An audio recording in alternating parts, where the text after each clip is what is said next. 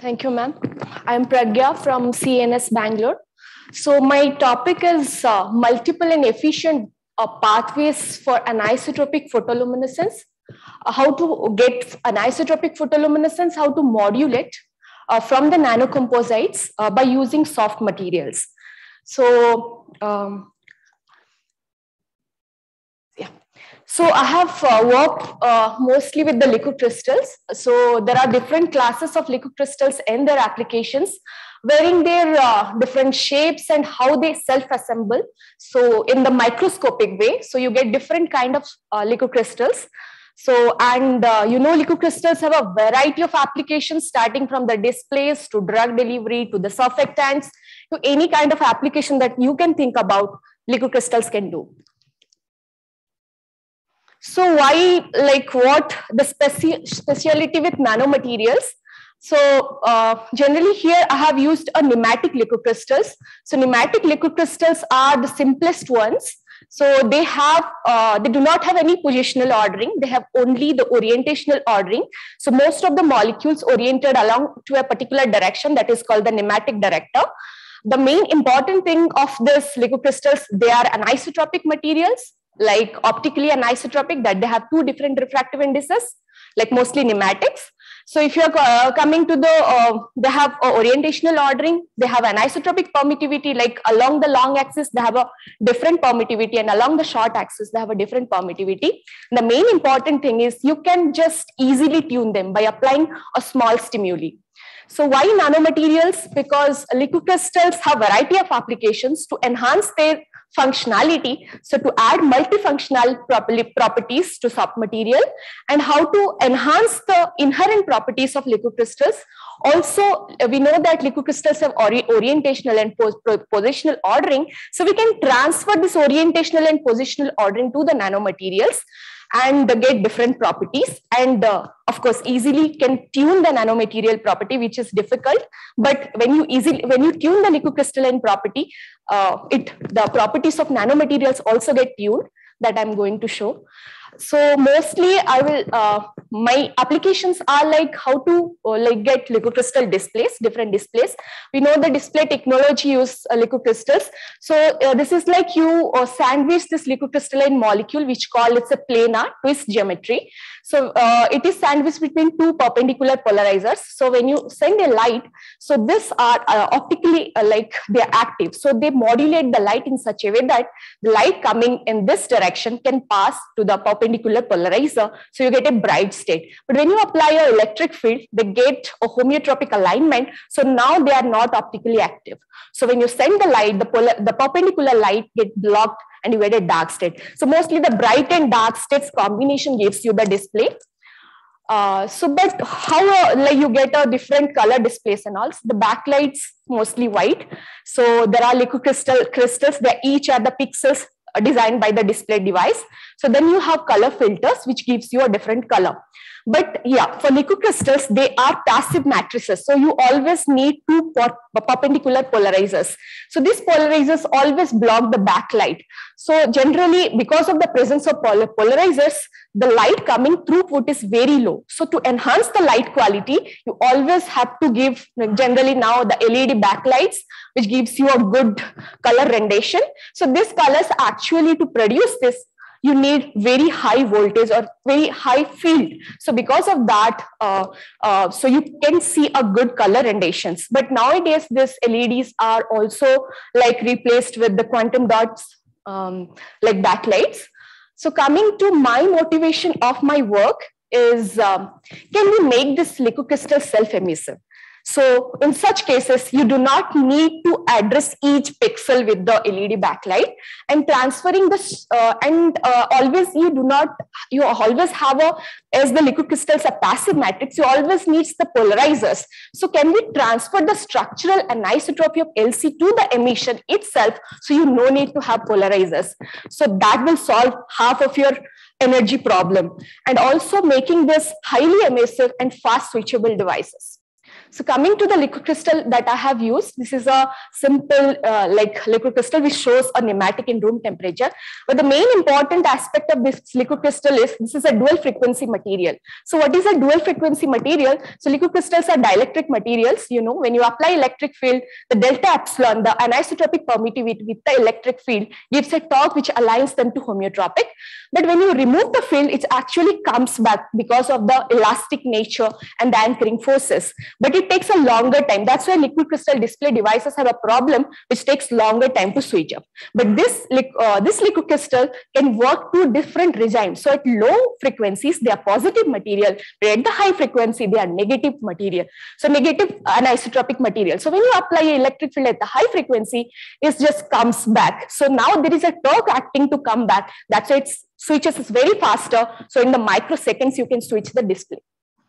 So I have used, to make it emissive, I have added cesium lead bromide perovskite QCs. They are cubic in shape, and the length I have shown here, sorry. Yeah, so they actually emit green light. So what specific about these QCs we have thought, these are cubic in shape and they have an edge structure. So we thought when you put in these QCs, although they are isotropic, so emission also isotropic, when you put them in liquid crystal matrix, as liquid crystal is an anisotropic arrangement, can these QCs get anisotropically arranged? So if they can get anisotropically arranged, then the anisotropic properties from the LCs can get transferred to these QCs and the QCs properties can be altered. Exactly, it happens actually. So it's when you put them in a liquid crystalline matrix, so they actually comes in such a way that they form these anisotropic structures. And these anisotropic structures, you see in this TM images, this is the nanoscale, but in microscale, you can see that when this is the liquid crystalline directed direction. So you can see these QCs are getting arranged in this direction, directed direction, which is also PL microscopy shows that. So these actually inheriting this anisotropic alignment property of this liquid crystals through the quantum dots or the quantum structure. This we call quantum cuboids or the self-assembled quantum cuboids. So I thought when this forms is self-assembly, so whether they lost their property, because QCs can lose their property if they are showing such altered in structure, but actually you will be surprised that the absorption edge and the emission is not changing at all. So like that you can see that they retain their property. So now the main part thing is, can we switch this emission? So as we can switch liquid crystalline molecule, we can go from planar to homeotropic. So can we switch this emission? Indeed, actually it happens. So when you switch this liquid crystal, as well as this emissions get switched. So it gets reduced from high to low. You can see this profile with the applied voltage. So with high emission here, with the field, it is getting reduced. So which shows that in liquid crystal there is a Friedrichs transitions that we call, that when you switch them, so it goes from a planar to homeotropic. So actually permittivity goes from perpendicular to parallel, so which is high. So this is exactly shows the emission exactly shows the Friedrichs transition profile. So coming to the multiple, this is we call XZ anisotropy, because when you apply the electric field, it goes to a Z direction. That's why we call X to Z anisotropy emission. So coming to the, so can we switch it faster? Like we see that when you are at low, when you are not applying any voltage, which has a higher emission, when you apply voltage, it has a lower emission. But can you switch that faster, that we can use as a display device or switchable emission devices? Actually, we can switch them faster, and the time scales actually, when you use this dual frequency character, it's actually switches at 1.25 milliseconds. So this is actually a fast switchable and self-emissive device that we got. So this we call XZ anisotropy, because this is along X when you are in planar. When you apply electric field, this is along Z. So why this happens? Why QC shows this XZ anisotropy? That is a character of liquid crystal, not the character of a quantum dots or something. So it happens when they form this self-assembled anisotropic structures. When you apply electric field to the liquid crystals, they have a sympathetic behavior with the liquid crystal. They also get switched along with the liquid crystals. So because of that, when you are X symmetry, now you see see this absorption coefficient, like absorption cross section is higher, but even Z, when you see this one, so now the absorption cross section is lower. Because of that, both absorption and the emission get reduced with the application of field. So one more thing we thought, as this form this anisotropic sheets, so can we get XY anisotropy also, in plane anisotropy, that when you just rotate this sheets, so you get X, when you rotate it, you get Y. So actually this is that we use a polarized light. So when you get the emission, so when it is along the X, you get a different emission or absorption. When you reorient them in along the Y direction, you get a different. So that's we get two different anisotropies that we call the dual anisotropy. So along X, you get a different absorption and emission. Along Z, you get a different, like when you switch it, and when you rotate it, you get Y. So we call the dual anisotropic emissions, which is actually inherited from the liquid crystals to the quantum dot material. So we have some possible explanations here. So why it can happen, when you know that the absorption actually depends on how the material and the environment. So the material is the quantum dot or the quantum cuboids, and the liquid crystal, which is anisotropic. So if you write the equations for X, Y, and Z, so you can see these are the free factors, depends on how the environment or how the cross section changes. So when you see X to Z, so what changes is the refractive indices of liquid crystal. It go from NE to N naught. Yeah. So but when you go from Y, it's actually main important thing is the free factor changes. That is the cross section.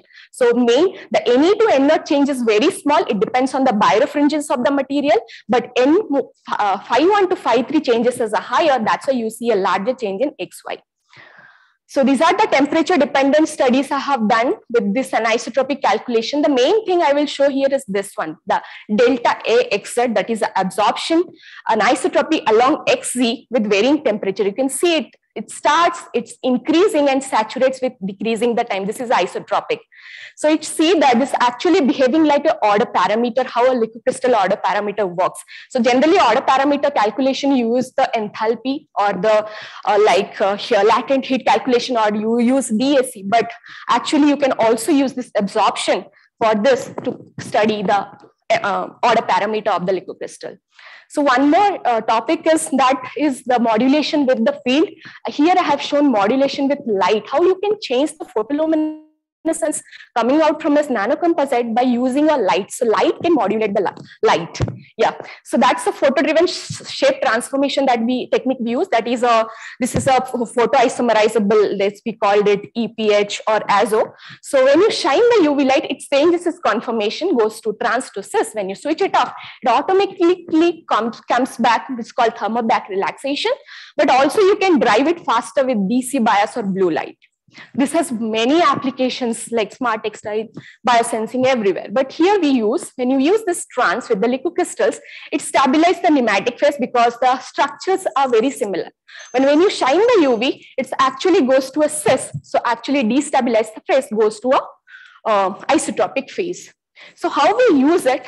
So this is the technique. So when you shine the UV, it isothermally drives to isotropic or least order phase. When you switch off the UV, it relaxes back. So when you put these quantum dots, so actually in nematic, they get ordered, and the orientational ordering gives you high emission. But when you go to isotropic, with a disordered phase, gives you a low emission. So here I will show that how we use this CDACS quantum dots. And the main important thing I will show is the change in emission is, yeah.